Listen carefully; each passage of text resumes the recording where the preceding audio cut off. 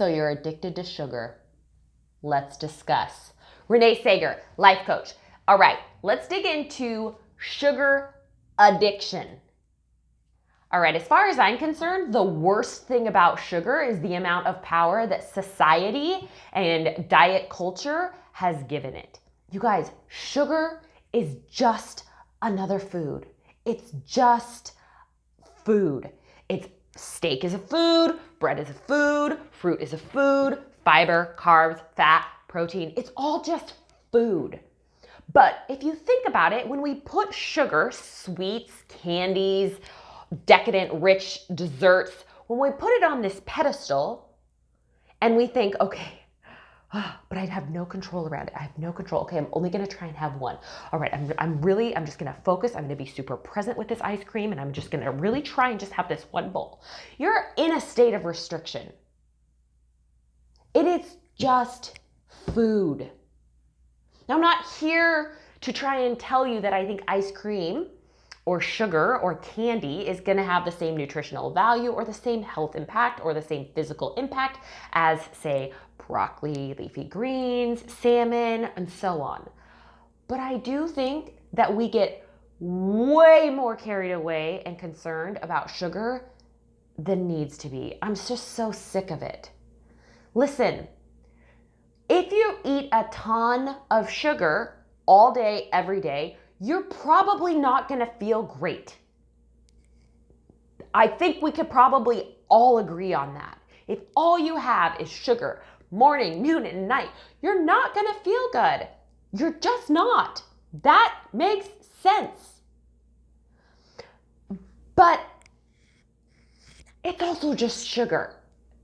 Like, one way to incorporate sugar in your diet in a way that maybe won't make you feel as out of control, because if you're anything like me, I know I felt like every time I ate sugar for the longest time, it was like Russian roulette. Like, I don't know, am I gonna eat the whole thing or am I just gonna have one and be okay? Am I gonna keep binging for the rest of the day or am I gonna just be able to move on? It was like I broke the seal. You know, once I started having especially sweets, I mean, honestly, it kind of felt like that for all food for me. I would kind of try and push back my meal as late in the day as possible because I just literally had no idea how it was going to go.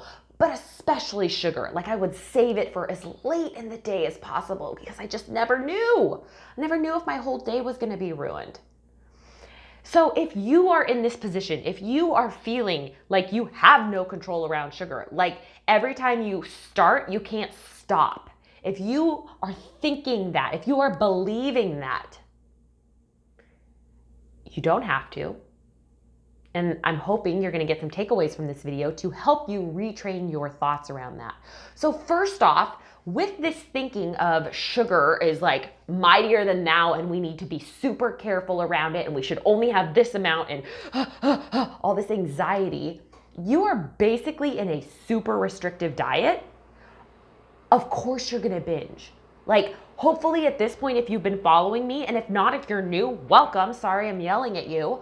But binging comes from restricting. Always. You do not binge if you are not restricting. So step one is to start getting your power back around sugar and cookies and sweets and seeing that it's just that. It's just that. It's just a cookie. It is just cake. It is just ice cream. It's not something you have to be super careful, tiptoe, perfect portion control around. Because what do we do when we're told we can't have something or it's off limits or we need to be careful around it? You guys, we're humans. We rebel against that. We want it more. Do that with anything. Okay, don't eat this. Don't eat it. Don't eat it. Don't eat it. It's all you're going to think about. It's why towards the end of my craziness around food career, I couldn't even think about dieting. I couldn't even think about not eating sugar or sweets or eliminating food groups without binging like right away. That panic just set in. So again, it's not that sugar doesn't have health impacts, like health complications, health anything, like every single food does. If you eat a ton of broccoli, you're probably gonna feel horrible. If you eat all you eat is steak all day, every day, you're probably not gonna feel that great. But here's the thing with sugar. It does impact your blood sugar. For sure, we cannot argue that. That I totally agree with. So when you're eating sugar, you may notice in the morning, if you have a maple bar on an empty stomach, you feel a little jittery. You feel a little manic. And then you may want another one. And then you may want another one. And then a couple hours later, you may feel horrible.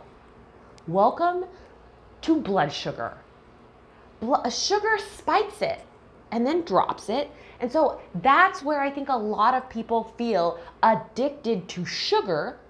If you're eating sugar on an empty stomach, I get why you feel that way.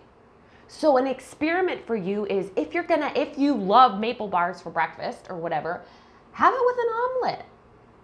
Have some bacon and eggs with it. Go to town on the huevos rancheros and then have the donut.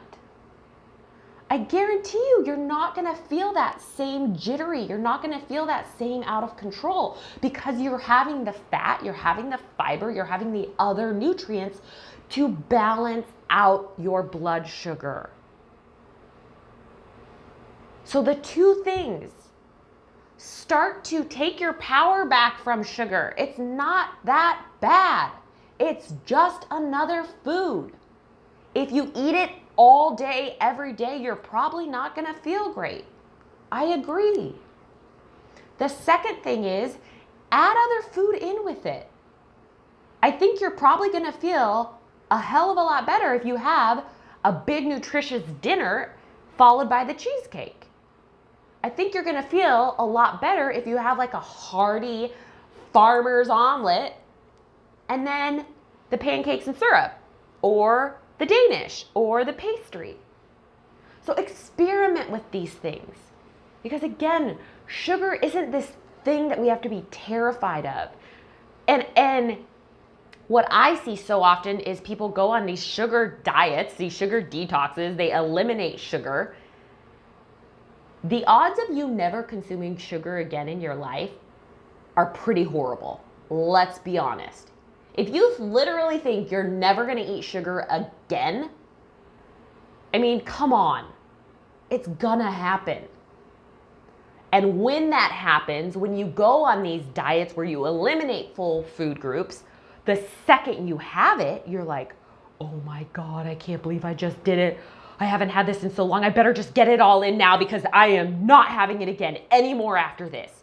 And you're creating that cycle for yourself. Of course you're gonna want 15 pieces of whatever if you haven't had it in months, weeks, years, days.